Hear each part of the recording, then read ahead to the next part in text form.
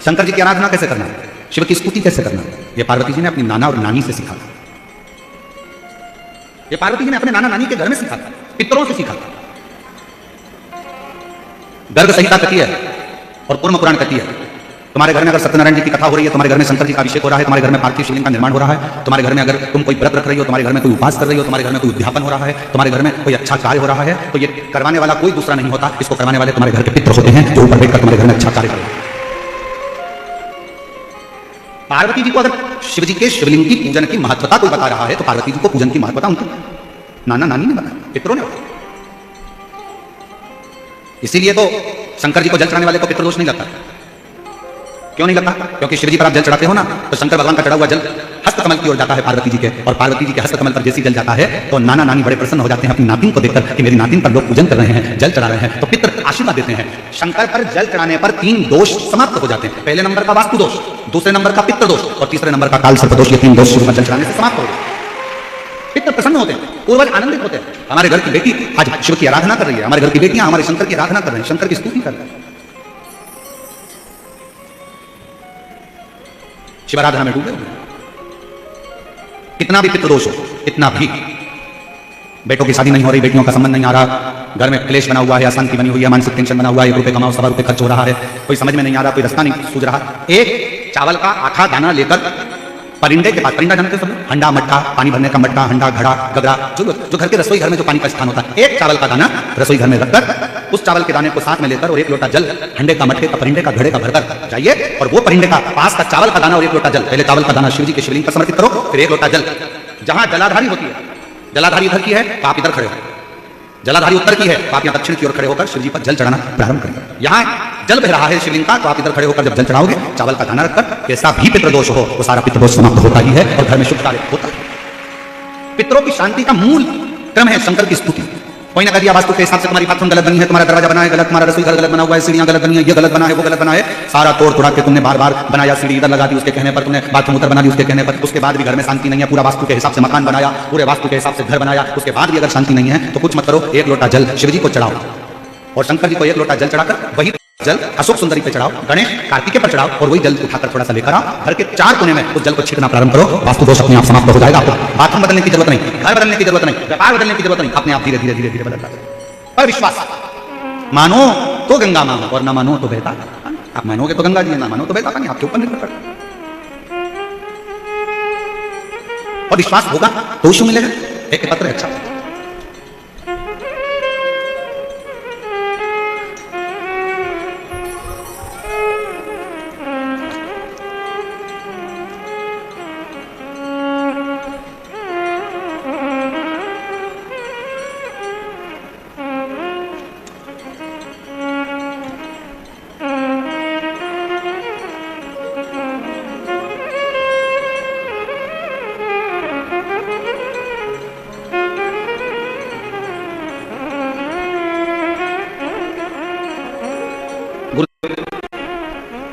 कृष्णा कंवर नाथावत, कृष्णा कंवर नाथावत, पति का नाम मूल सिंह जी राठौड़, जयपुर की निवासी है। मेरा मोबाइल नंबर ये है।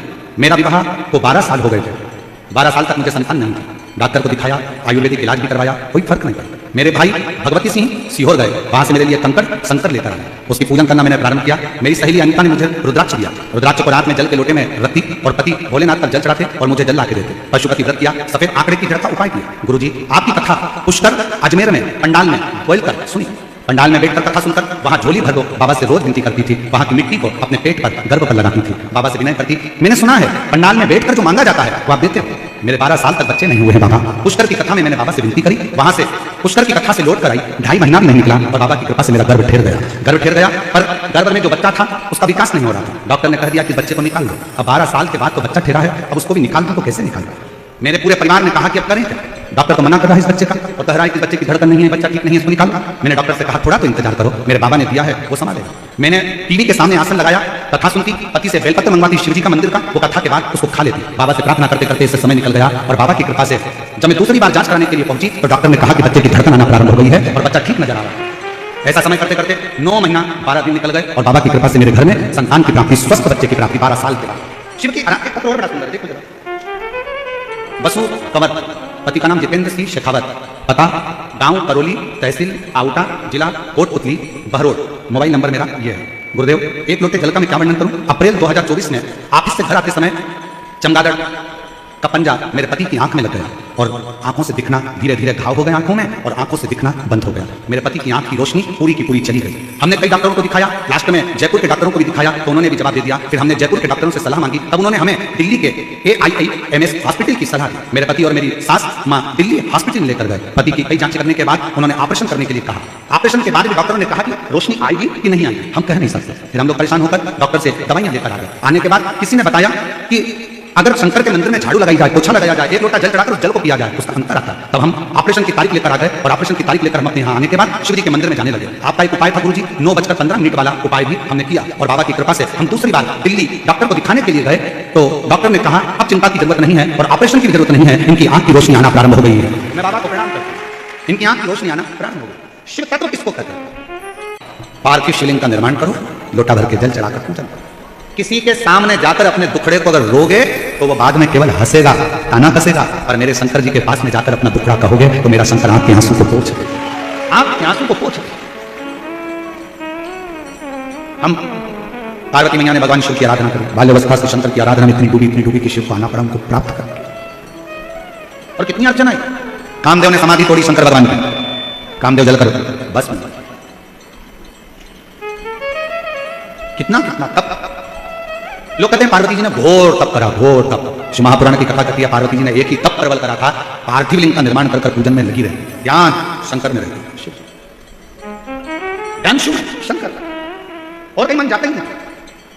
आप अगर कथा को श्रवण करने के लिए आए हो, भगवान शंकर की कथा को सुनने के लिए आए हो, तुम्हारा ध्यान शंकर में लगा रहना चाहिए। कौन आया, कौन गया, क्या कर रहा है, क्या नहीं कर रहा है, कौन पानी लाया, कौन सामान लाया, क्या करना। मेरा बाबा, आज मेरी कथा का छठा दिवस है और आज मेरे बाबा की कथा की शिवरात्रि है। मैं जानती हूँ कथा की शिवरात्रि मतलब उस दिन 64 योगनियां, अष्ट सिद्धियां, नवनिधियां, सारे ग्रह, सारे वार, सारी तिथियां सब अनुकूल हो जाती है। जिस दिन शिवरात्रि कथा की आती है उस दिन शंकर सारे देवताओं के साथ आकर विराजमान हो। विराज आज का नजारा, आप लोग तो रात्रि को यहाँ पर रहते हो, जो रात को यहाँ रुकते हो तो देखेंगे। पर जयपुर वालों से भी कहूँगा कभी मौका मिल जाए, कोई आपको यहाँ का लाइव अगर अंदर आने का मौका नहीं मिला, कोई प्रसारण में दिखाई भी तो देखना रात का नजारा कि शिवरात्रि के दिन लोग रात्रि के समय पर भजन में डूबते हैं। सुबह 8 बजे कथा की तैयारी में सुबह से बैठकर भगवान का इंतजार करते हैं। 11 बजे कथा सुनकर प्रार्थना कर सब झोली भरकर अपने अपने घर को चल देते हैं। कल दोपहर में 12:30, 1 बजे, 2 बजे भी अगर कोई तुमसे कहे ना कि पंडाल में बैठ जाओ तो बैठने का मन नहीं करेगा। कोई तुमको 500 का नोट भी देगा ना तो तुम नहीं बैठोगे। नहीं, मैं नहीं बैठूंगी। मेरा बाबा गया, बाबा कथा गई, मेरे शिव ने मुझे झोली में रख दे दिया और मेरे जयपुर की वालों ने पानी पिलाया, टॉफी वालों ने टॉफी खिलाई, बिस्कुट वालों ने बिस्कुट खिलाया, भोजन वालों ने भंडारा चलाया। कोई हरियाणा से आया, कोई पंजाब से आया, जहां से समिति ने भी खूब भोजन कराया। और साथ साथ में कई रिक्शे वाले, साइकिल रिक्शे वाले, जिनका ई रिक्शा है, कई रिक्शे वालों ने अपना रिक्शा फ्री चलाया भक्तों को छोड़ने। कई रिक्शे वालों ने अपना रिक्शा फ्री, उसमें बैनर लगाया रिक्शा फ्री कथा स्थल तक के लिए। मैं उनको प्रणाम करता हूँ, आपकी भक्ति को प्रणाम नमन करता हूँ। फ्री भक्ति का बल क्या होता है महाराज, समझना बड़ा कठिन बहुत। पार्वती जी ने तब साधना कर शिव को प्राप्त कर लिया। शंकर भगवान पार्वती को लेकर चले। भगवान अगर धन दे तो धन का सदुपयोग करिए। काया अच्छी दी है, शरीर अच्छा दिया है, उसका सदुपयोग करिए। जरूरी थोड़ी ना है कि काया अच्छी दी है तो तुम बन के घूम के लोगों को चिढ़ाओ कि हम कितने सुंदर हैं और तुमको भगवान ने काया श्रेष्ठ नहीं दी। क्या दी उसने, उसकी सेवा में लगा।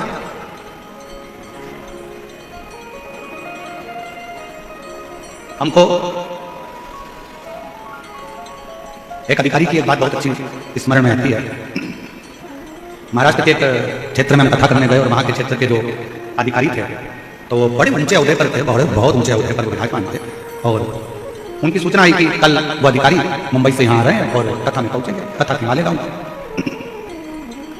हमने अधिकारी जी आए तो उनसे हमने फोन पर बात करी पहले, फिर वो कक्ष में आए तो हमने उनसे कहा कि आप इतने बड़े ओहदे पर हो, इतने बड़े पद पर हो, मुंबई में आपका इतना कार्य क्षेत्र है, पूरा महाराष्ट्र आप संभाल रहे हो और आप कथा में। तो वो अधिकारी ने बात कही, वाली बात हर एक व्यक्ति की चित्त में रहना चाहिए। उस अधिकारी ने कहा कि महाराज, जब कोई बड़ा अधिकारी कथा या सत्संग में जाता है तो केवल वो अपने लिए नहीं, हजारों नवयुवक बेटा बेटियों को प्रेरणा देता है कि सनातन धर्म की ओर बढ़ना, सनातन धर्म की ओर बढ़ना। अगर कोई धनपति है, करोड़पति है, संतापति है, बहुत बहुत वैभवपति है तो उसको भी कथा सत्संग स्मरण में थोड़ा ना थोड़ा, एक क्षण 2 क्षण जाना है।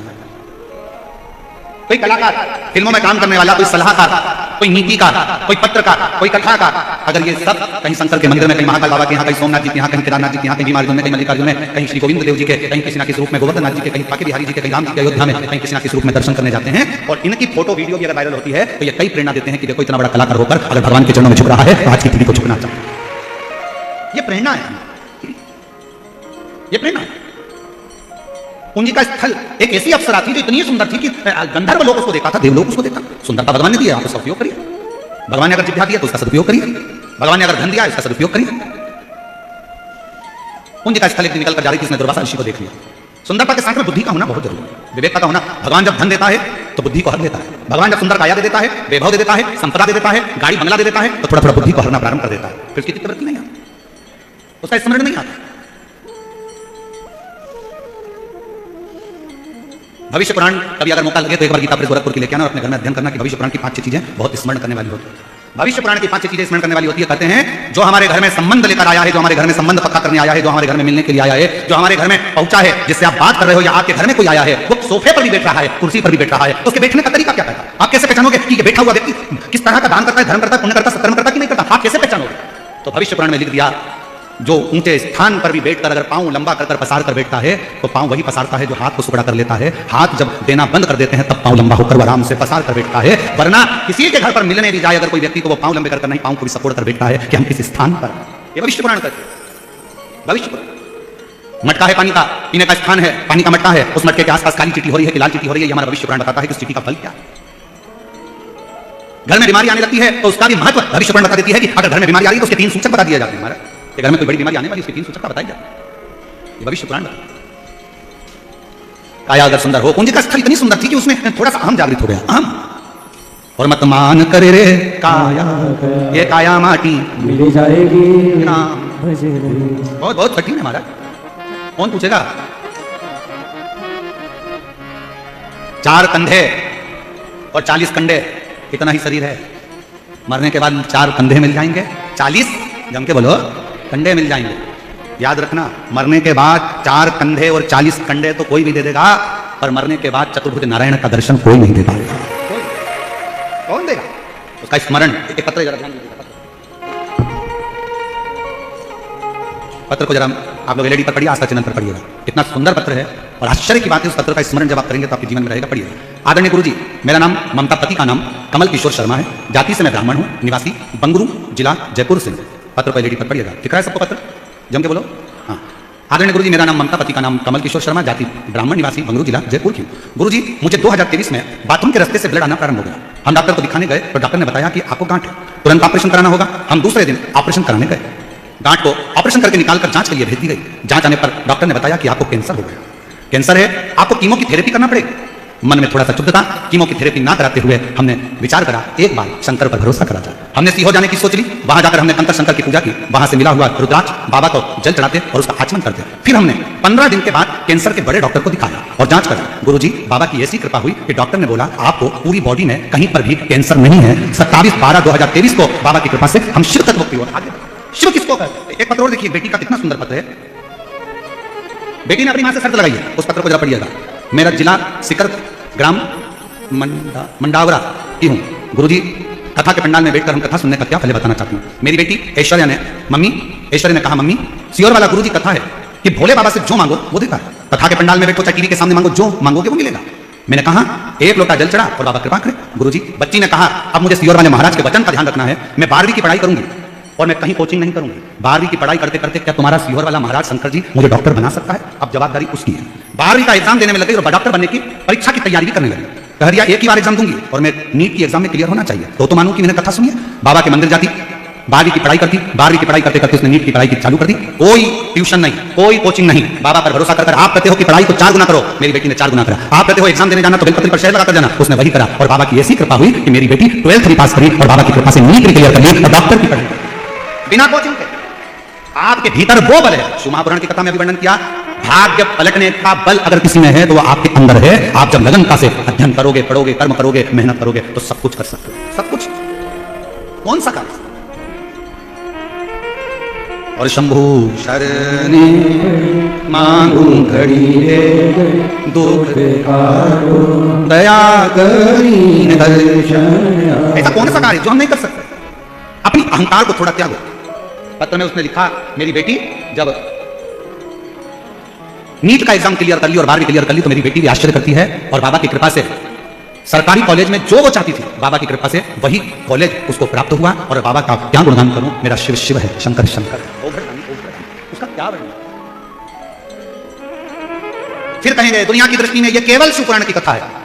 कल पूरी हो जाएगी 8 बजे से 11 बजे तक, 11 बजे पूर्ण हो जाएगी। 21 तारीख से दिल्ली में निरंकारी मैदान में चालू हो जाएगी। 27 तारीख तक दिल्ली में कथा चलेगी। आप अपने घर पर कल कथा श्रवण कर चले जाएंगे और विश्वास के साथ कहते हैं, जिसने झोली पसार कर दिल से सुनी है, मेरा बाबा आपकी झोली खुशियों से जरूर भरेगा। आपको फिर अब तो ना गिरी जा रही हूँ, उठा उसकी विनय, उसकी आराधना, उसकी भक्ति, उसका विश्वास खाली नहीं जा सकता। कुंजिका स्थल के अंदर अहंकार आ गया था, और अहंकार आया तो दुर्वासा ऋषि पर उसने पानी छीट दिया, जल का छिका कर दिया। जैसे ही दुर्वासा जी पर जल का छिका करा, दुर्वासा जी को क्रोध आया। पहले तो उन्होंने समझाया, ए बेटी क्या करती हो, तुम्हें मालूम नहीं कोई संत अगर साधना कर रहा है तब कर रहा है और तुम उस पर पानी डाल रही हो, ये श्रेष्ठता नहीं है, ये अच्छी बात नहीं है। कोई साधना में डूबा है, कोई भजन में डूबा है, कोई स्मरण में डूबा है, आप उसको स्मरण में डूबने दो, आप उसको भजन करने दो, उसको भक्ति करने दो।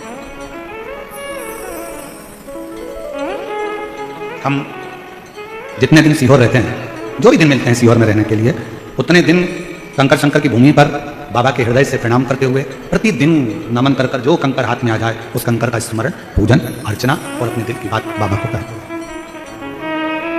हृदय से करते।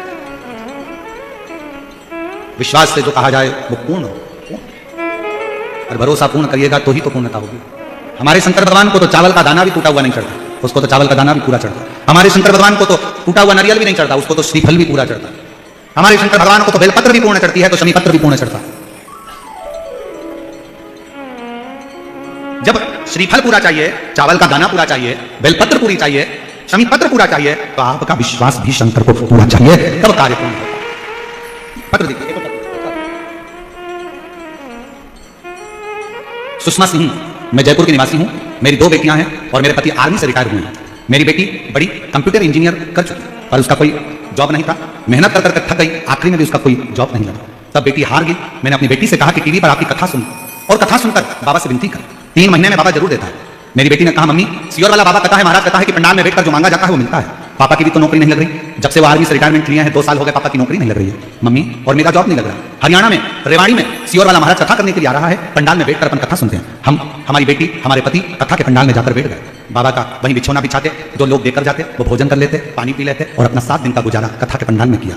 बाबा से खूब प्रार्थना करी, बाबा ने ऐसी कृपा करी गुरुदेव, कथा में से लौट कर आए और बेटी का मल्टीनेशनल कंपनी में सिलेक्शन हो गया। और दूसरा, मेरे पति जो 2 साल से जब रिटायरमेंट होकर आए थे आर्मी से, उनका कोई जॉब नहीं था, बाबा की कृपा से आज वो सरकारी बैंक के मैनेजर बनकर विराजमान है। मैं बाबा को यहां प्रणाम करने के लिए। दूसरा पत्र देखिए, बड़ा अच्छा पत्र।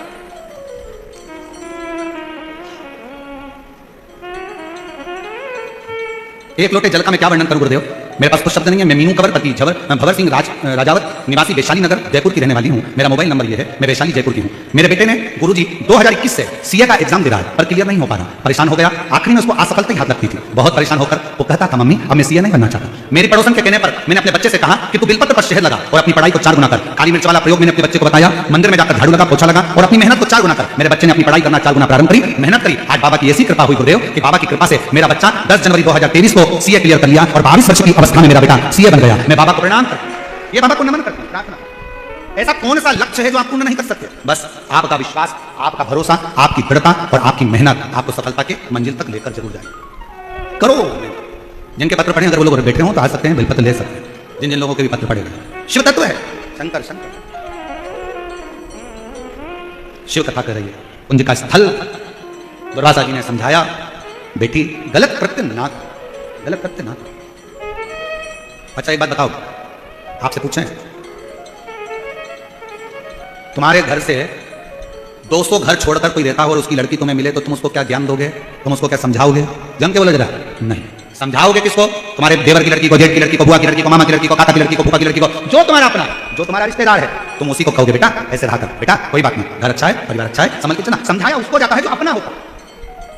और व्यासपीठ से हम आपको जीजी कहते हैं, हम जीजा कहते हैं। क्यों कहते हैं? क्योंकि सबसे ज्यादा रिश्ते अगर कोई निभाना जानता है ना तो मेरा शंकर जानता है। शिव के सिवा कोई रिश्ता निभाना नहीं जानता। अगर कोई रिश्ता निभाना जानता है तो मेरा देवादिदेव महादेव रिश्ते निभाना जानता है। अगर कोई रिश्ता निभाना जानता है तो मेरा शंकर भगवान रिश्ते निभाना जानता है। जिनका पूरा परिवार 6 लड़कियां, बेटे, पोता पोती, नाती पंती, इसका संबंध शिव नहीं निभाते। विचार करो, रिद्धि सिद्धि जैसी बहू आ गई, उनके भी लड़के हो गए शुभ लाभ, शुभ लाभ के भी लड़के हो गए अमोद और प्रमोद। संतोषी जैसी पुत्री का भी व्याख्यान, संतोषी जैसी, सबको भगवान संजोग कर रिश्तों को बनाकर चलते हैं। इसलिए शिव महापुराण एक रिश्ते का संबंध बताती है कि आप अगर कथा श्रवण करने जा रहे हो, कथा सुनने जा रहे हो, आपका शंकर जी से संबंध है, रिश्तेदारी है, तो जाओ। शिव जी से तुम्हारा कौन सा संबंध है? अगर कथा में बैठे हो तो तुम छाती ठोकर कह सकते हो शंकर मेरा पिता है, बाबुल है, मेरा बाप है, इसलिए मैं कथा सुनने के लिए गई। और जितने यहाँ पर मेरे जीजा बैठे हैं, जितने यहाँ पर पुरुष बैठे हैं, तुम भी छाती ठोकर कर देना हम अपने ससुराल में कथा सुन रहे हैं, शंकर मेरा ससुर है।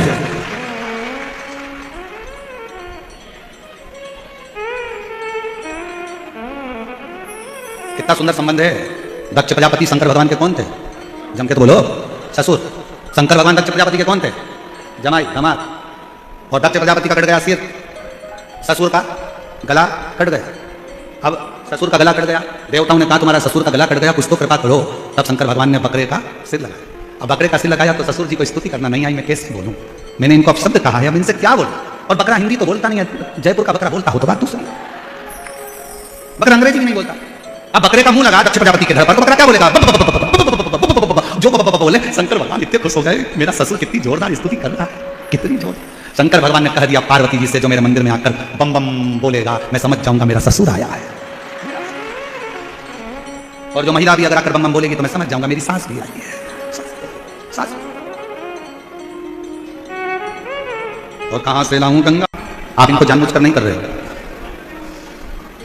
आप में कई माताएं ऐसी बैठी हैं, कई जीजियां ऐसी बैठी हैं, कई मेरे जीजा ऐसे बैठे हैं, कई मेरी बहनें, कई मेरे भाई ऐसे बैठे हैं जो घर में चींटी अगर आ भी जाती है तो उसको मारते नहीं है, उस चींटी को निकल जाने देते हैं कि ये निकल जाए। कई माताएं, कई भाई ऐसे हैं कि घर में चूहा आ गया तो उसको मारने की दवाई नहीं रखते, उसके लिए पिंजरा रखकर उसको भाग छुड़ा देते हैं। कई मेरी जीजियां, कई मेरे जीजा ऐसे हैं कि सांप अगर घर में आ गया तो उसको पकड़वाने वाले को बुलाकर उसको पकड़ाकर भाग छुड़वा देते हैं। और जाते जाते उसे कहते भी हैं कि इसको मारना मत। आपने कोई पाप जानबूझकर नहीं किया, आप कितना भी बचने का प्रयास करोगे तो भी पाप कर्म हो जाएगा। तो कहा फल को काटने के लिए चाकू की जरूरत है, सब्जी को काटने के लिए चाकू की जरूरत है, लकड़ी को काटने के लिए कुल्हाड़ी और आरी की जरूरत है, और दुश्मन का गला काटने के लिए तलवार की जरूरत पड़ती है। और इन जितने औजार हैं, ये चाकू, ये तलवार, ये कुल्हाड़ी, इसको पत्थर पर घिस घिस कर इसकी धार तैयार कर जाता है। आप जितना इसको घिस रहे हैं उतनी इसकी धार तैयार हो रही है, और धार तैयार हो जाती है तो सब्जी भी कट जाती है, फल भी कट जाता है, लकड़ी भी कट जाती है और गर्दन भी कट जाती है। उसी तरह आप निरंतर अगर टीवी के माध्यम से शिव महापुराण की कथा को श्रवण कर रहे हो तो ये मानकर चलना आप अपनी मन की तलवार को सत्संग के पत्थर पर घिसकर इसमें एक नोक, एक किनोर उत्पन्न कर रहे हो, जिससे यह पाप हमारा संचित कटता चले। हंसने वाले हंसेंगे, एक लोटा जल से क्या होता है, पर वो एक लोटा जल एक ना एक दिन तुम्हारा कल बदल ही देता है और जिंदगी सार्थक कर देता है।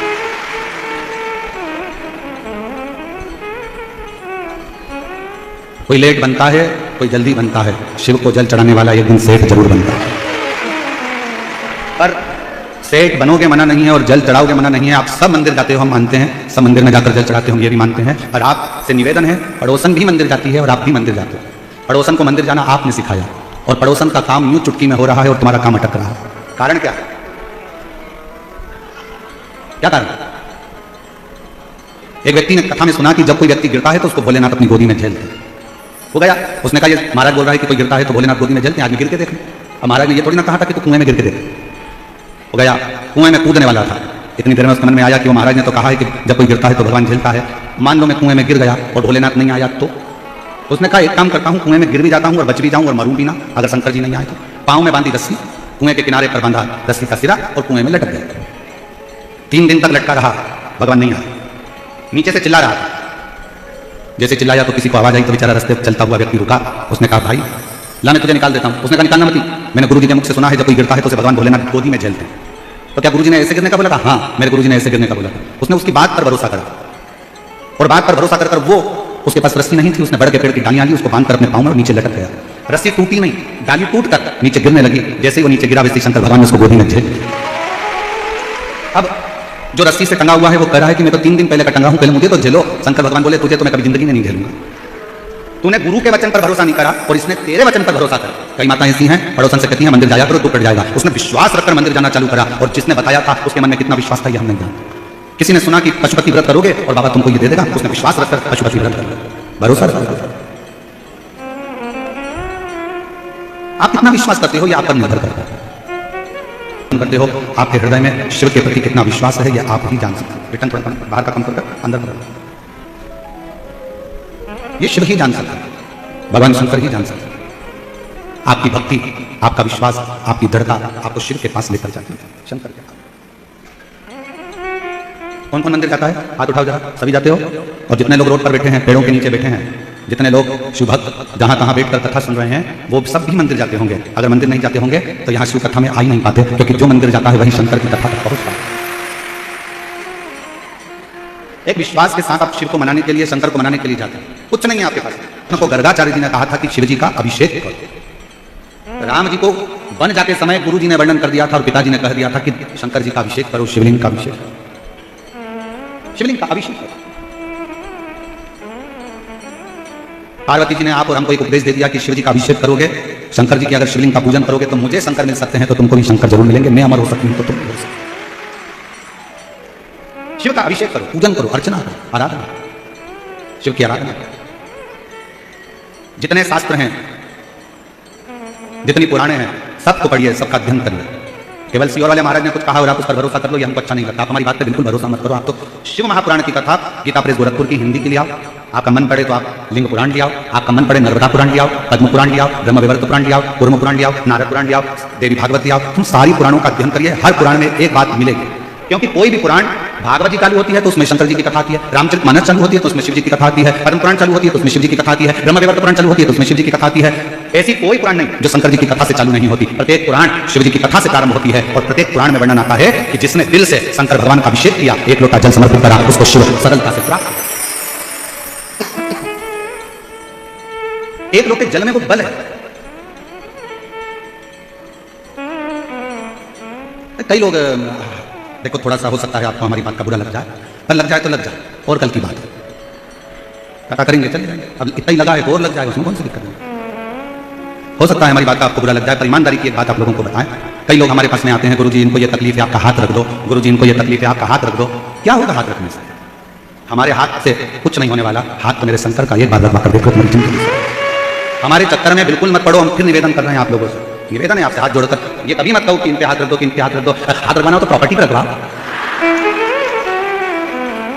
कि ये हाथ रख दो तुम्हारी तो बात। तुम कहां हमारे चक्कर में पड़े, इस पे हाथ रख दो, इसका दुख कट जाएगा, इसका दुख कट जाएगा। सियोर वाले महाराज का दुख तो खुद महाकाल काटता है, तो तुम्हारा दुख बता नहीं शिव जी का। हमारे भरोसे पर नहीं देना, हम तुम्हारा नहीं। तुम लोटा भर के मंदिर जाओ, एक लोटा जल चढ़ाओ, उसमें से जल झेल कर लाओ, लोटे के अंदर रखकर वो जल आपका जो व्यक्ति बीमार है, तकलीफ में है, उसको लगाओ। डॉक्टर जो इलाज बताए वो कराओ, डॉक्टर जो दवाई दे उसको खाओ, डॉक्टर जांच की बोले जांच कराओ। बस अपना विश्वास शिव के प्रति, शंकर। एक भी पत्र बता दो जिस पत्र में किसी ने लिखा हो कि महाराज तुम्हारा हाथ रखवाया था और हम सही हो गए। पत्र ऐसा लिखा है? पत्र में क्या लिखा? हमने पंडाल में बैठकर कथा सुनी, हमने शंकर जी के मंदिर जाना चालू करा, हमने सफेद आंकड़े की जड़ बांधी, आपने जो उपाय बताया था वो हमने करा, हम शिव जी के मंदिर में जाकर बेलपत्र खाए, हम कुबेरेश्वर धाम जाकर शंकर पूजन करके आए, हम शंकर जी का रुद्राक्ष कुबेरेश्वर धाम से लेकर उसको तांबे के कलश में लाकर शिव जी को चढ़ा कर दिया। एक भी पत्र में नहीं है कि महाराज तुमने हाथ रखा और हमारा कल्याण हो गया। फालतू के लफड़े में पढ़ना मत दादा।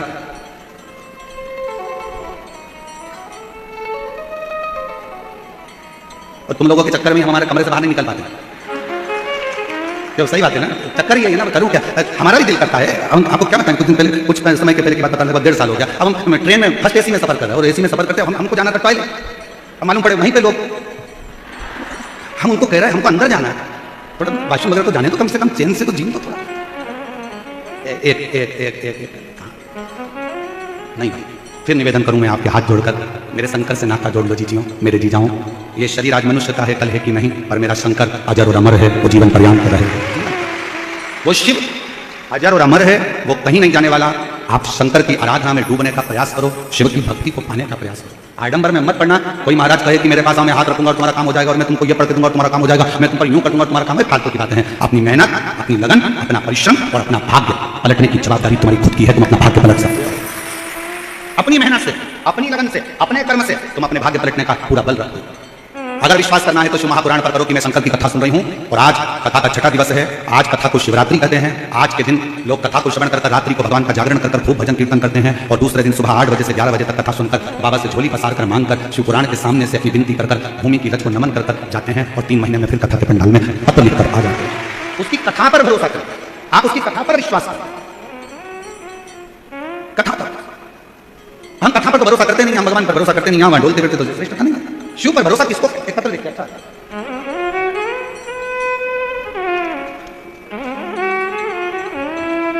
मैं झोखाड़ा जयपुर से आई हूं। मेरा नाम कुसुम कुमावत, पति का नाम धीरज है।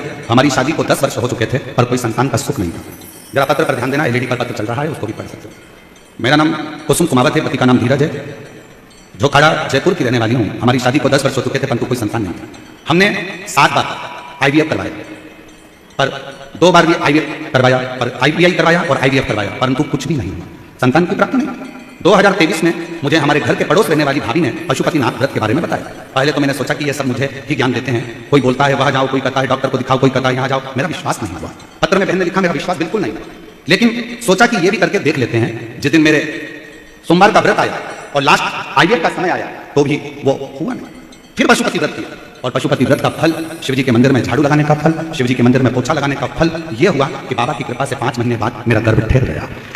अब गर्भ तो ठहर गया पर डॉक्टर ने कह दिया कि तुम्हारे गर्भ में 2 बच्चे हैं और दोनों की स्थिति खराब। 6 महीना 5 महीना भी पूर्ण नहीं हुआ तो डॉक्टर ने कहा इस बच्चे को जन्म देना पड़ेगा। बच्चे को जन्म देना, बच्चों को निकलवा दो, तुम्हारे प्राण बच जाएंगे। आस लगाकर डॉक्टर से 5 महीना पूर्ण हुआ, 6ठा महीना का 5वां दिन था और उसी दिन बाबा के भरोसे जल चढ़ाकर हॉस्पिटल चली गई और जाकर कहा कि अब मेरे दोनों बच्चों को निकाल दो, अब उसके हाथ में है, वो जन्म देगा ना देगा। 6 महीना 5 दिन का बच्चा गर्भ से जन्म दिया। 2 बच्चे हुए। 2 बेटों में से एक बेटा अंदर ही गर्भस्थ में शांत हुआ। दूसरा बच्चा 6 महीना 5 दिन का था। डॉक्टर ने कह दिया था ये जीवित नहीं रह सकता, परंतु मैंने डॉक्टर से कहा कि मैंने भी पशुपति व्रत करा है।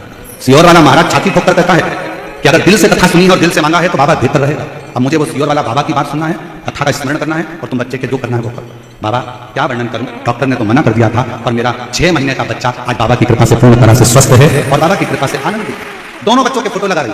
जब वो जन्म लिया था उस समय का 6 महीने का, जब उसकी आंखें भी बंद थी, शरीर के अंग पूर्ण नहीं थे और जब वो पूर्ण तरह से ठीक हो गया और शिव की कृपा से रोज शंकर का जल लगाकर मैंने बाबा के भरोसे बच्चे को छोड़ दिया। आज 6 महीने का बच्चा पूर्ण तरह से स्वस्थ है, जिसका मैं फोटो लगा, जिसका हम फोटो। हम किसके आश्रित हैं? हम किसके आश्रित?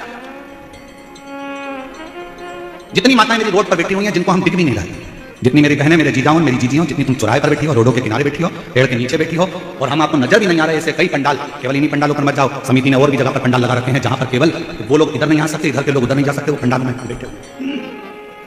जितना बड़ा पंडाल ये लगा है, जितना बड़ा पंडाल ये लगा है, ऐसे ही पंडालों को पीछे और लगाए गए हैं जिसमें भक्त भरे पड़े। और मेरा निवेदन है मेरी जीजियों से, जीजाओं से, चिंता मत करना। आप जहां बैठकर शिव महापुराण की कथा को सुन रही हो, आप जहां बैठकर शिव पुराण की कथा को श्रवण कर रहे हो, ये विश्वास मानकर चलना, कथा पूरी होने के बाद वहीं की मिट्टी को प्रणाम करना, नमन करना और विनय कर जाना, बाबा 3 महीने में मेरा पत्र तेरी व्यासपीठ पर होना चाहिए, ऐसी कृपा कर। तेरे मंदिर में आना मेरा काम है और मेरी बिगड़ी बनाना तेरा। आप उसकी कथा में आए। यहाँ कथा किसकी चल रही है? देवती देव महादेवती। यहाँ कथा बात कौन रहा है? सियोर वाला नहीं। सियोर वाले के बस की नहीं है प्रदीप मिश्रा के कि वो कथा बाज दे। बाचने वाला भी शंकर है, सुनने वाला भी शंकर है और कथा कराने वाला भी शंकर है। सामर्थ्य का नहीं किसी की। आप कथा सुनने के लिए आए हो। किसकी कथा है? शिव जी। कौन बाच रहा है? शिव जी। कौन करा रहा है? शिव जी, शंकर। अब ये 2 जजमान बैठे हैं, अलवर वाले भी बैठे हैं और रतनगढ़ वाले भी बैठे हैं, इनसे भी पूछो कौन कराने वाला था? शंकर करा रहा था, शंकर कर रहा था और शंकर ही सुन रहा था। हमारी कोई सामर्थ्यता नहीं कि हम कुछ अच्छा कर सकते। गौ माता को 1 रोटी देते हो ना, ये कभी मत सोचना कि तुम रोटी दे रहे हो, वो तो तुम्हारे पुण्य बहुत सारे इकट्ठे हो गए तो तुम अपने घर की 1 रोटी निकाल कर गौ माता को दे रहे हो। नहीं तो तुम्हारे पाप जब इकट्ठे होते हैं तो तुम डंडा लेकर गाय को भगा देते हो। बड़ा मुश्किल है। हमारे पुण्य एकत्रित हुए, आपके पुण्य एकत्रित हुए, संसार के लोगों के जब पुण्य एकत्रित होते हैं तब वो शिव महापुराण की कथा की ओर आगे बढ़ते हैं। आगे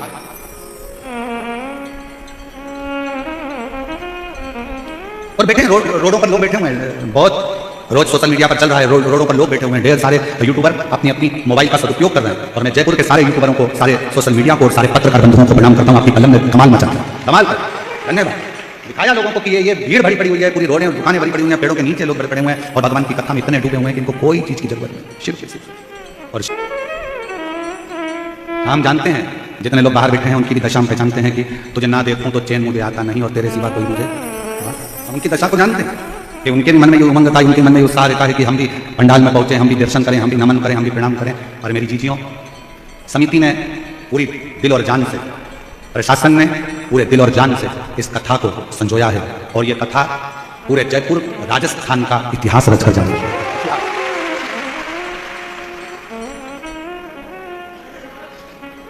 इतिहास रच, आप दिल से उसको भजने का प्रयास करो। मेरे माता मां जगत जननी जगदम्बा अम्मा मेरी पार्वती मैया ने जनमानस को एक प्रेरणा दी।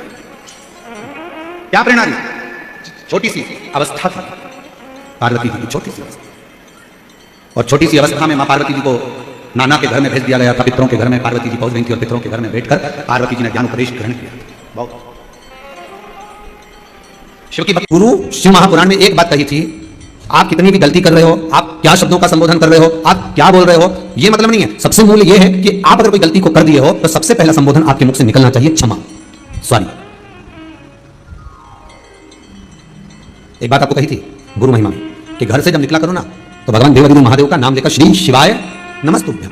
घर से जब निकलो, कोई कार्य के लिए जा रहे हो तो आप श्री शिवाय नमस्तुभ्यम का स्मरण कर जाइए। आप किसी काम के लिए आगे बढ़ रहे हो, श्री शिवाय नमस्तुभ्यम का स्मरण कर जाइए। जिस समय आपके मुख से श्री शिवाय नमस्तुभ्यम का स्मरण हो जाए या शिवलिंग का स्पर्श हो जाए या शंकर का अनुमोदन कर ओम नमः शिवाय बोलकर या राम बोलकर, कृष्ण बोलकर, शिव बोलकर, आपके भीतर जो रमा हुआ है, आप राम को मानते हैं, आप राम को माने, हम मना नहीं करेंगे। आप कृष्ण को माने तो कृष्ण को माने, हम मना नहीं करेंगे। आपका दिल जिससे लगे, आपका चित्तवृत्ति जिससे लगे। अरे मन कर रहा है तुम्हारा चाउमीन खाने का और कोई तुमको पानी बतासा खिला देता हो, नहीं, हम तो आपको पानी बतासा ही खिलाएंगे चाहे कुछ भी हो जाए। हम चाउमीन मांगूंगे नहीं खिलाएंगे, बस बात खत्म तो खत्म। आपका मन हो तो खाइए। तो आपके मन में क्या होगा? बड़ी मुश्किल से तो होटल लेके गए हैं, मैं 3 दिन से प्राण खा रही है ना कि चलो चलो होटल, चलो चलो भोजन करेंगे, चलो चलो, और लेके भी आए तो अपने हमारे मन खाना खिला रहे और मालूम पड़े पानी बतासा खिला।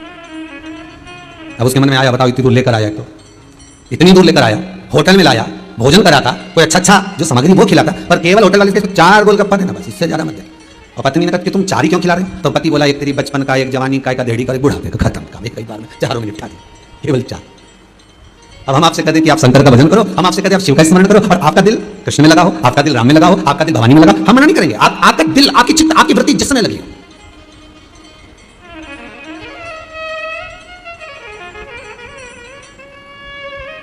आपका मन जहां रम जाए।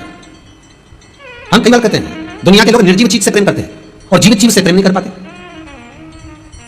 निर्जीव चीज से कितना प्रेम करते हैं ये दुनिया के लोगों को मालूम है। जितने लोग आस्था पर कथा सुन रहे हो, जितने कथा को श्रवण कर रहे हो, जितने मोबाइल पर सुन रहे हो, फेसबुक यूट्यूब पर सुन रहे हो, आप भी निर्जीव चीज से ज्यादा प्रेम करोगे, जीवित चीज से नहीं। कपड़े इतने संभाल कर रखोगे, अब वो जीव है क्या? वो जीवित है क्या? अरे बोलो ईमानदारी से बोलो, वो जीवित है क्या? उसमें प्राण है क्या? नहीं, पर इतने संभाल, क्योंकि वो निर्जीव है, इतने संभाल कर रखा, इतने आराम से, इतने साध कर रखा। वो नकली सी ज्वेलरी, उसको भी रुई से ढककर, रुई में फंसाकर, ऐसा डब्बा में, प्लास्टिक के बढ़िया बॉक्स में, वो भी तो निर्जीव है। अब ये जाने दो, तुम तो घर में आ जाओ, और घर में जब पोछा लगाएगी तो ऐसा लगाएगी, निर्जीव चीज। अब वो पत्थर बोलता है क्या? निर्जीव चीज को तो तुमने संभाला, और जो जीवित था उसको संभाल सके क्या? बहू अपने कमरे का पोछा इतने शान से लगवाती है, अच्छे से निकालना, अच्छे से लगाना, उधर से निकाल कचरा, सब पलंग के नीचे से निकाल, इधर पीछे से निकाल, हाँ इधर कंप्यूटर थोड़ा साइड कर दे, वहां से पोछा लगाती है, अच्छे से लगाती है ना, वो मेरा कमरा है बिल्कुल साफ दिखना चाहिए, क्लीन दिखना चाहिए। इतनी निर्जीव चीज को संभाल कर रख रही है, और साथ से 2 शब्द बोल दिए जो जीवित थी। अब ईमानदारी से बोलो, शिव महापुराण की कथा कहती है निर्जीव चीज तुम्हारे मरने के बाद दूसरे की हो जाएगी, और जीवित जिसका तुम अपमान कर रहे हो, जिससे तुम मीठे बोल नहीं बोल सक रहे, जिससे तुम प्रेम के शब्द नहीं बोल सक रहे, अगर इससे प्रेम का संबोधन कर लेते, इससे मीठा बोल लेते, इससे तुम अच्छे स्नेह से बात कर लेते, और ये जीवित चीज आज नहीं तो कल, कल नहीं तो परसों, परसों नहीं तो तुम्हारे प्राण छूटने के बाद तुम्हारे ही संस्कार तुम्हारे बच्चों में आएंगे। अगर तुम प्रेम से रिझाते होते तो बच्चे भी वैसे ही उत्तम होते चले जाते, क्योंकि जीवित से प्रेम नहीं करा, तुमने निर्जीव से प्रेम करा। भोजन करने के बाद बर्तन भी साफ कर रखे तो निर्जीवन, तो दिल तो साफ करते, सास से, पति से, पत्नी से, भाई से, बंधु से, कुटुंब कबीले से, रिश्तेदारों से, नातेदारों से, अपनों से, बच्चों के माता पिता, हर एक दूसरे से प्रेम की वाणी तो बोलते। हम निर्जीव को संवारे, हमने जीव को नहीं संवारा। हम निर्जीव को संवारने का प्रयास करते रहे, पर हम जीव को नहीं संवार पाए।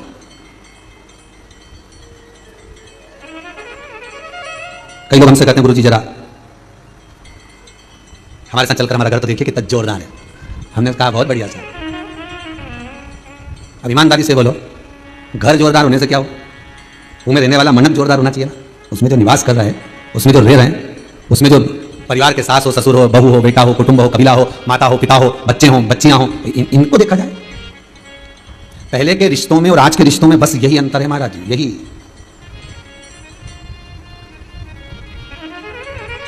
यही है। पहले के अगर रिश्ता कैसा होता है, संबंध कैसा होना चाहिए, रिश्ता कैसा होना चाहिए, सीखना है तो ताले और चाबी से सीखो। संबंध अगर देखना है तो ताला चाबी तुम रोज घर में ताला लगाते हो, रोज चाबी लेकर कमरे में जाते हो, रोज पर्स में डालकर चाबी लेकर जाते हो, रोज जेब में डालकर चाबी लेकर जाते हो, कहीं ना कहीं लगाते हो, दुकान में लगाते हो, साइकिल में लगाते हो, गाड़ी में लगाते हो, ताला तो लगाते हो। तो अगर संबंध सीखना है, रिश्तेदारी सीखना है, संबंध कैसा होना चाहिए, अगर ये सीखना है तो एक बार ताला और चाबी से सीखिए। संबंध किसको कहते हैं, ताला चाबी बताएगा। टूट जाता है ताला पर दूसरी चाबी से खुल नहीं पाता। चाबी वही लगती है जिसमें लगती है। और अगर चाबी लगाना, चाबी को दूसरी लगाना तो उसको बनवाना पड़ेगा, वैसी की वैसी, तुम दूसरी लगाते जाओ, खुलेगा नहीं। संबंध ऐसा होना चाहिए कि किसी के कहने पर, भड़काने पर, शब्दों के संबोधन पर, आड़ा टेढ़ा बोलने पर, गलत सीख देने पर वो कितनी चाबी लगाए पर ताला नहीं खुलना चाहिए। चाबी वही लगे जो श्रेष्ठ हो, चाबी वही लगे। कोई कितने अपशब्द बोले, कितने ताना दे, कितनी गालियां दे, कितने आड़ा टेढ़ा बोले, हमें नहीं समझ। आग लगे बस्ती में, अपन रहो मस्ती में, वही सुख मिल सकता, वही सुख। हम निर्जीव को संभाल रहे हैं, जीव को नहीं संभाल रहे। हम निर्जीव, बस गंगा की कथा यही कर रही है, शिव महापुराण की कथा यही कह रही है कि जीते जी तो कभी गंगा नहाने गया नहीं और मरने के बाद वह लोटा में भर लिया। तो पूछा ये लोटे में भर के कहां जा रहे हो, तो कि गंगा जी ले जा रहे हैं। अच्छा गंगा जी, हाँ। तो क्या ये जिंदा थी जब गई थी क्या? ये नहीं, हमारी अम्मा तो कहीं नहीं गई। ओ ठीक है, ये मरा जो मर गया, ये कभी गंगा जी गया था क्या? नहीं, ये दादाजी भी नहीं गए, कभी पिताजी भी नहीं गए। तो फिर तो क्या उनकी अंतिम इच्छा थी? अच्छा उनकी इच्छा ये थी कि भगवान ऐसी कृपा कर दे कि मेरी औलाद मुझे एक बार हरिद्वार नवा के लिया, एक बार गंगा जी नवा के लिया। और इन्हें कहते हैं उनकी अंतिम इच्छा थी कि गंगा जी जाना है। तो अंतिम इच्छा मतलब पूरी करो, एक बार जीते जी लेकर तो जाते। फिर वही बात आ गई, एक बार ट्रेन से जा रहे थे हम और कोई गंगा जी जा रहे थे हरिद्वार इलाहाबाद, तो वो बैठे, उन्होंने इतनी बड़ी लाल कलर की झोली ऊपर टांग दी, उसमें सीट पे रख दी ट्रेन की। अब हमारी बर्थ इधर की थी और उनकी बर्थ सामने की, अब उसने सीट पर रख दी। अब उस सीट खाली थी, खाली सीट पर कोई बच्चा को बिठा दिया। जैसे बच्चे को बिठाया तो वो जो नीचे बैठा था उसको गुस्सा आया, हमारी अम्मा बैठी है, उतरो नीचे। अब अम्मा तो कोई दिख नहीं रही थी कि अम्मा कहाँ बैठी, उतरो नीचे, हमारी अम्मा बैठी। अब झगड़े, सबसे झगड़े, हमारी अम्मा बैठी नीचे उतरो, अम्मा बैठी नीचे उतरो, और सबको नीचे उतारे। तो थोड़ी देर किसी ने पूछ लिया, हमारी अम्मा को दिख नहीं रही, और अम्मा बैठी कर रहे, कब से कर रहे 2-4 घंटे से, किसी को बैठने नहीं दे रहा, सीट खाली है, तो दिख नहीं रहा हमारी अम्मा बैठी है। तो अम्मा कहाँ है? कुछ झोली में है, ये इतना बड़ा लाल कपड़ा है ना, उसमें हमारी अम्मा भरी हुई है। अच्छा कहाँ गई? गई तो ये क्या है? अम्मा की अस्थियां है। हमें कहा था किसी ने इनकी एक रिजर्वेशन सीट बुक कराना, इनको पूछते हुए लेके जाना, तो उनको चाय भी पिला रहे हैं, एक पत्तल अलग से भोजन की भी लगाई, अम्मा चलो, अम्मा जी कर लो, अम्मा पानी पी लो, इतने प्रेम से लेके गया और गंगा जी में जाकर पूजन वूजन करके खा दिया। अब ईमानदारी से बोला, जितने प्रेम से तू हड्डियां लेकर गया था, जितने प्रेम से तू अस्थियां लेकर गया था, इतने प्रेम से अम्मा जब जिंदा थी और दिल से कह देता, अम्मा चल सावन का महीना है, तेरे को बलेश्वर धाम ले चलो, अम्मा चल मैं तुझे महाकाल ले चलो, अम्मा चल मैं तुझे विश्वनाथ ले चलो, अम्मा चल मैं तुझे हरिद्वार, मैं तुझे ऋषिकेश ले चलो, मैं तुझे प्रयागराज ले चलो, चल अम्मा। मरने के बाद लोग लेकर जाते हैं अस्थियों को, मैं तुझे जीते जी लेकर चलता हूं। तब अम्मा का जो दिल प्रसन्न होता, और चाय पिलाकर ट्रेन में बच्चों को जैसे कुरकुरा खिलाए, टाइम टाइम पे बिस्कुट भी मम्मी पर्स में से हट के देती जाए, ऐसे सास को टाइम टाइम पे सब कुछ खिलाती हुई लेके जा, तो सास भी मेरी बहू जैसी दुनिया में बहू मिलेगी। क्या पूछ रही है सास, इतना सम्मान करके ले जा रही, इतना आदर करके ले जा रही, और मालूम पड़े अकेली केवल पर्स खोला ने, उसमें से वो टॉफी निकाल के सास ने पूछा क्यों नहीं, मुंह में क्या है, ऐसे कुतर कुतर कर रही है? कुछ नहीं, ठंड लग रही, एसी तेज चल रहा है ट्रेन का, इसलिए ठंड लग रही, दांत कटकटा है। सुख बोलो, जीते जी दंगम दंगा, मरे पीछे पहुंचा दी गंगा। शिव महापुराण कहती है ऐसे गंगा जाने से कोई लाभ नहीं है। गंगा कहती है एक बार जीते जी मुझ में डुबकी तो लगा कर जाओ, फिर मरने के बाद अस्थियां लेकर मत आना। गंगा कहती है मैं खुद तुम्हारे दरवाजे पर पहुंच जाऊंगी, तुम्हें आने की जरूरत नहीं पड़ेगी, मैं खुद पहुंचूंगी। गंगा नहाना का मतलब क्या है? गंगा का स्नान का मतलब क्या है? बोलो जरा। जितने लोग आस्था पर कथा सुन रहे हैं, जितने लोग मोबाइल पर, यूट्यूब, फेसबुक पर कथा सुन रहे हैं, गंगा शिव महापुराण की कथा सुन रहे हैं, गंगा नहाने का मतलब क्या है? गंगा स्नान का मतलब क्या है?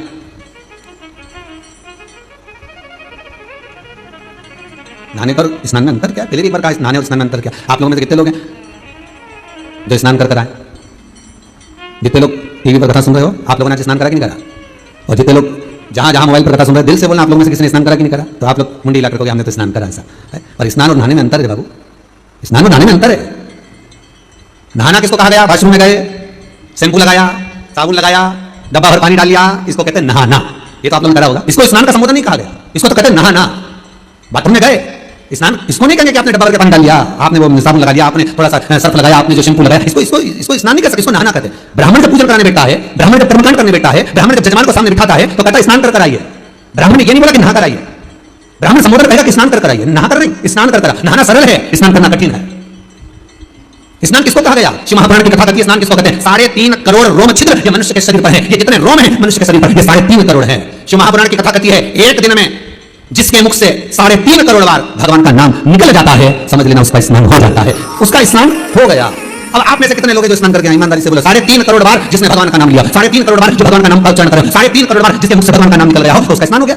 तो फिर क्यों कहा गया स्नान और नहाने में अंतर? तो क्यों कहते हैं संत, क्यों कहते हैं साधु, क्यों कहते हैं तपस्वी, साधक, उपासक, कथाकार? बार-बार आपसे क्यों कहते हैं कि जहां कथा हो रही हो, चाहे टीवी पर चल रही हो, चाहे मोबाइल पर चल रही हो, चाहे भुवनेश्वर धाम में चल रही हो, कथा जहां हो रही हो, कथा जहां सुनने को मिल रही हो, वहां थोड़ी देर बैठकर कथा का रसास्वादन करिए, वहां बैठकर कथा सुनिए। क्यों कहा जाता है? उसका कहने का कारण केवल इतना सा है कि जब आप कथा सुनने के लिए बैठते हो, 3.5 करोड़ रोम छिद्र इस मनुष्य के शरीर में है, रोमावली इस मनुष्य के शरीर में है। जब व्यक्ति कथा सुनने के लिए बैठता है और ब्राह्मण जन, साधु जन, तपस्वी जन, साधक, उपासक जब कथा कहते हैं, उनके मुख से जो शब्द बहते हैं, उनके मुख से जो शब्द निकलते हैं, कथा का रसास्वादन जो निकलता है, ये 3.5 करोड़ रोम छिद्रों में समाता है और व्यक्ति का स्नान अपने आप हो जाता है। उसको जपने की जरूरत नहीं पड़ती, मात्र उसने सुना, उसमें उसका कल्याण हो गया। नहाना और स्नान होता है। कर्मकांडी ब्राह्मण, कभी विद्वान ब्राह्मण, कभी साधु जन, आचार्य जन, शास्त्री जन, कभी विद्वत जन, जितने ब्राह्मण इस भारत की भूमि पर आपको मिलेंगे, जब बाहर मिलेंगे, जो भी कहेंगे तो एक ही बात कहेंगे, जाकर स्नान करिए, पूजन में बैठ जाइए, जाओ स्नान करो, अभिषेक में बैठ जाइए। नहाने का नहीं बोलेंगे, स्नान का बोलेंगे। स्नान का मतलब है कि जाओ थोड़ी देर भगवान का भजन गाओ, भक्ति को अपने भीतर उतारो। जब भक्ति भीतर उतर जाएगी तो पूजन करने जब बैठोगे तो आप रूप सुख का अनुभव, सुख का आनंद प्राप्त हो जाएगा अपने आप।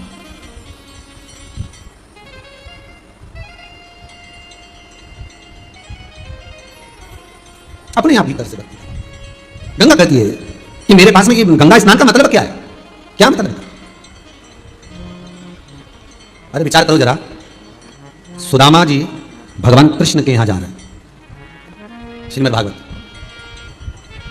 10वें स्कंद, सुदामा जी भगवान कृष्ण के यहां जा रहे हैं और सुशीला उनसे कह रही है, रोज कहती है सुशीला कि तुम द्वारका जाओ, तुम द्वारका जाओ, जाओ द्वारकाधीश के दरवाजे पर, जाओ द्वारकानाथ के दरवाजे पर।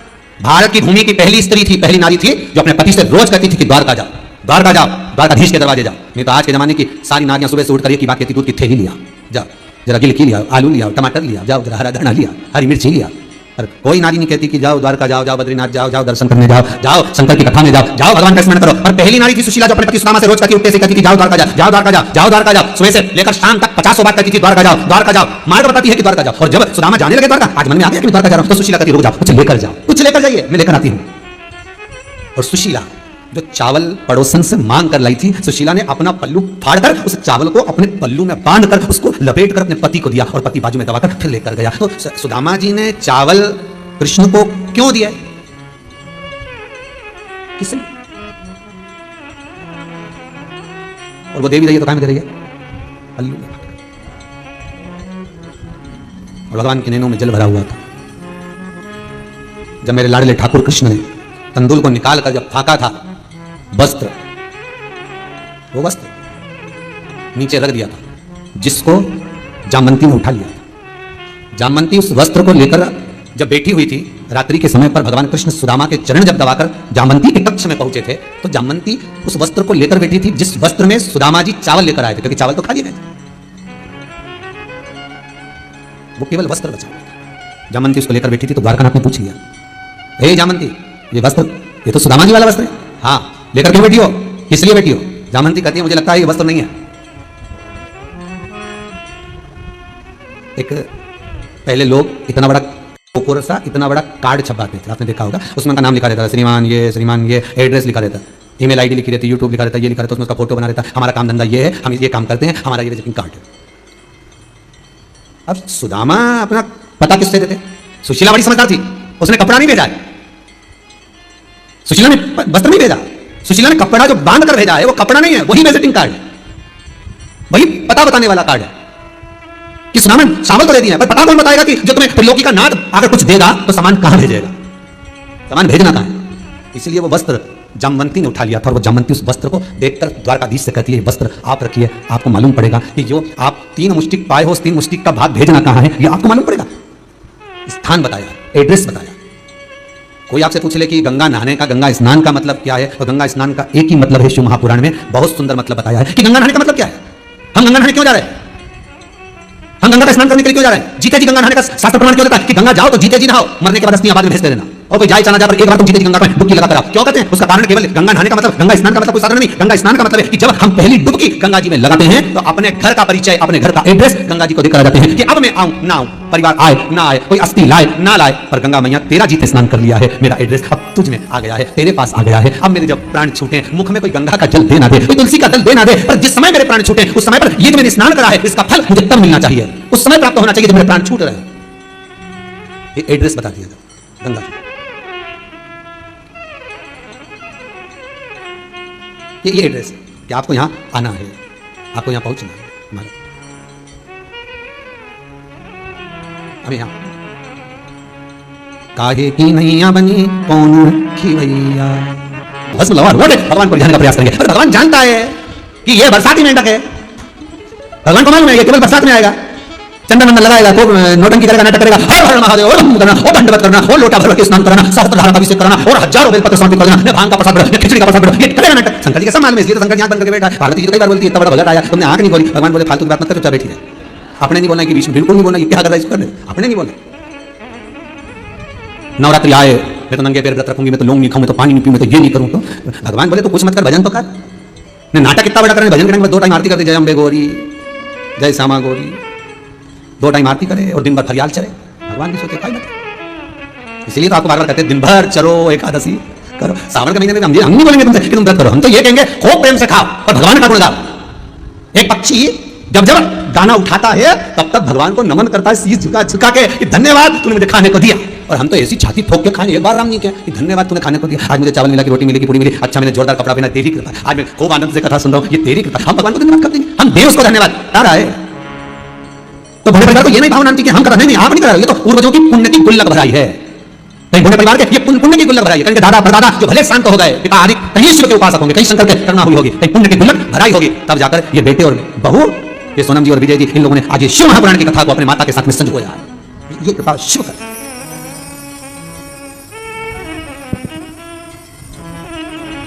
बहुत कठिन काम है महाराज, बहुत कठिन। भगवान कभी नहीं कहता कि मुझे पानी के लिए कपड़ा बदलो, भगवान कहता मुझे पानी के लिए कलेजा बदलो। कपड़े से मतलब नहीं चलेगा, इतना ही चेंज करो, उसको कोई फर्क नहीं पड़ेगा, तो तुम बदल बदल के देखो। एक लड़की को देखने जाए लड़के वाले तो कहते हैं साहब साड़ी पे, अभी आपने सूट पे दिखा दिया, साड़ी पे दिखा दे, तो कपड़ा बदलने से कई बार सूट पे देखो चाहे साड़ी पे। ये तो चित्त वृत्ति बदलना चाहिए, मन बदलना चाहिए, तब शिव। भागीरथ बाबा ने तब गंगोत्री में बैठकर, वो गंगोत्री की पावन धरा जहां गंगा बहकर आ रही, किसके लिए करा, किसके, केवल अगर करा है तो जो इंद्र अश्व चुरा कर ले गया था अश्वमेध यज्ञ का, और वो अश्व कहां था, इंद्र ने ले जाकर दूर छोड़ दिया, वो कपिल मुनि के आश्रम में चल रहा था। सगर के पुत्रों ने देखा, और राजा सगर के पुत्रों ने देखकर कहा कि बताइए संत ही ऋषि है, अश्वमेध यज्ञ का जिसने अश्व चुरा लिया, ये ऋषि है। अश्वमेध यज्ञ का जो अश्व चुरा लिया, ये ऋषि है। बहुत सतर्कता की कथा है भागीरथी मारी। ये भागीरथ जी का चरित्र 50 बार पढ़िएगा, 50 बार सुनिएगा, 1000 बार आपने पहले सुन चुका है, फिर सुन लीजिए, फिर सुनिए। अश्व चुराया था इंद्र ने, रख दिया, यहां वहां छोड़ दिया, इल्जाम लग गया कपिल बाबा, इन्होंने कहा, पर श्रेष्ठता नहीं। बहुत ध्यान दीजिएगा महाराज, शब्दों के जब तीर चलाए गए बाबा को अच्छा नहीं लगा। तुम चोर हो, यज्ञ के अश्व को तुमने चुराया है। एक बात बहुत ध्यान में उतारिएगा, किसी जगह पर यज्ञ हो रहा है, बड़ा विशाल यज्ञ हो रहा है, बड़ी विशाल श्रीमद् भागवत कथा हो रही है, बड़ी विशाल श्री महापुराण की कथा हो रही है, बड़ी विशाल रामचरितमानस हो रही है, बड़ा विशाल कार्यक्रम हो रहा है साहब, बड़ा विशाल यज्ञ हो रहा है, बड़ा विशाल प्राण प्रतिष्ठा हो रही है, बड़ा विशाल ये कार्यक्रम हो रहा है। धर्म का कार्य अगर कहीं पर हो रहा है तो आप भी धर्म से जुड़ना, कमाने के उद्देश्य से नहीं जुड़ना, धर्म से जुड़ने का प्रयास। और जहां धर्म के साथ कमाने का उद्देश्य आ गया, आपके भीतर ये प्रसंग उत्पन्न हो गया कि हाँ मैं अगर ये यज्ञ कराता हूं, मैं ये हवन कराऊंगा और उसमें इतना सारा इकट्ठा कर मैं बाद में अपने लिए प्रयोग करूं, तो दुख का कार्य। श्रीमद् वल्लभाचार्य जी सुबोधनी के भीतर लिखते हैं, जगत गुरु श्रीमद् वल्लभाचार्य जी लिखते हैं कि अगर मंदिर का अगर आप जाएंगे पुष्टि मार्गी हवेलियों में, पुष्टि मार्गी मंदिरों में, श्री जी के मंदिर में जाइए, कांकुरली जाइए, नाथद्वारा जाइए, तिरुपति जाइए, तिरुमला जाइए, हवेली जी में जाइए जहां ठाकुर जी विराजमान भगवान, तो उस मंदिर में कोई प्रसाद आपको फ्री का नहीं मिलेगा। आपको अगर 50 रुपए जमा करो तो एक लड्डू मिल जाएगा, आपने अगर 20 रुपए जमा करे आपको इतना प्रसाद मिल जाएगा। कई लोग कहते हैं व्यापार चला, व्यापार नहीं, कौन ने भोग लगवाया, कौन ने दान करा और कैसा प्रसाद आपके पास में आ रहा है, कम से कम आप अपनी पूंजी लगाकर 1 रुपया 2 रुपया लगाकर जब आप ग्रहण करेंगे तो उसका पुण्य आपको लाख गुना मिलेगा। कभी आप गिरिराज जी की परिक्रमा करने जाना, जितने लोग सुन रहे हैं कथा, आप लोग भी जाओगे गोवर्धन जी की परिक्रमा करने के लिए, कभी मथुरा वृंदावन गिरिराज दादा की परिक्रमा करने जाइए, गोवर्धन जी की परिक्रमा करने जाइए, वहां पर लोग पानी पिलाने के लिए बैठ जाते हैं, लो सा पानी पियो सा, पानी पियो सा, पानी का झाड़ी रखेंगे, पानी पियो, पर फर्ज अपना है कि बिस्लेरी की बोतल खरीदते तो 20 रुपए लगते हैं, फर्ज अपना है, बिस्लेरी की बोतल खरीदते 20 रुपए लगते हैं, तो आप अगर उसके यहां से पानी पी रहे हो तो कम से कम 1 रुपया हमें उसको देना है, क्योंकि वो पानी भरकर लाया है, सुबह से शाम तक आपकी प्रतीक्षा में आस लगाकर बैठा है। हम कुछ दान कर पुण्य को कमाए, केवल भोग नहीं करना है, हमें पुण्य भी करना है, भोग तक नहीं, कभी पुण्यता का भाग, कभी पुण्य। उमापति राखो मेरी लाज।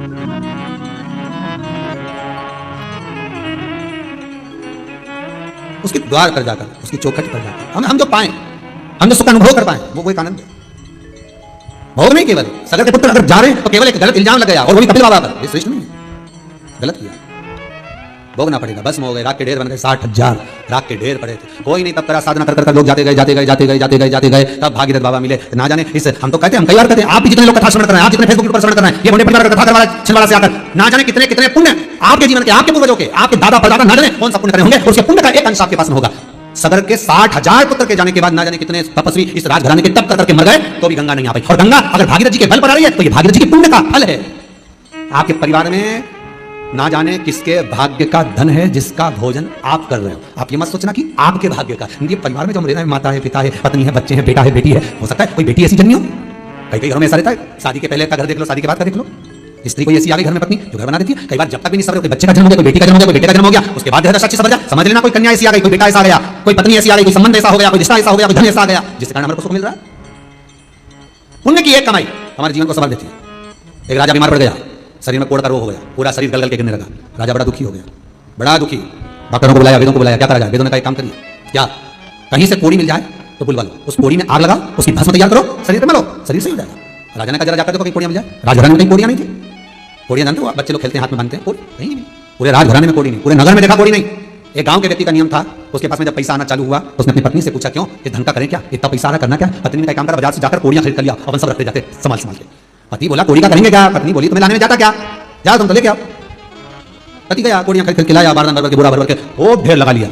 अब राजा बीमार पड़ा, कहीं कोड़ी नहीं मिली, करा क्या जाए? राजा के दूतों को भेजा, जाओ जरा दूसरे नगर से लेकर आओ। तब मालूम पड़ा ये बाजार में कोड़ी क्यों नहीं मिलती, क्योंकि गांव का व्यक्ति आता है, रोज खरीद के ले जाता है, ढेर सारी ले जाता है, इसलिए कोड़ियां नहीं मिलती। क्या करा जाए?